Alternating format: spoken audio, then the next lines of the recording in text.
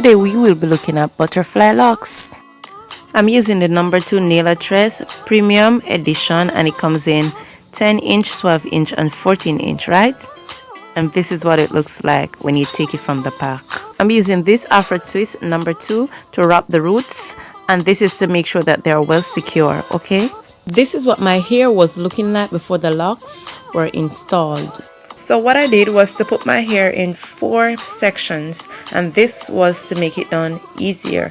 What I'm showing you is some ear drum that I applied to the root of the hair.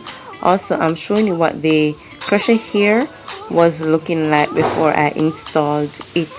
Alright, so just enjoy this video, and if you don't subscribe as yet, please subscribe, like and share. See you in my next video, okay? This is Mommy Dynamic. Until next time, I am out.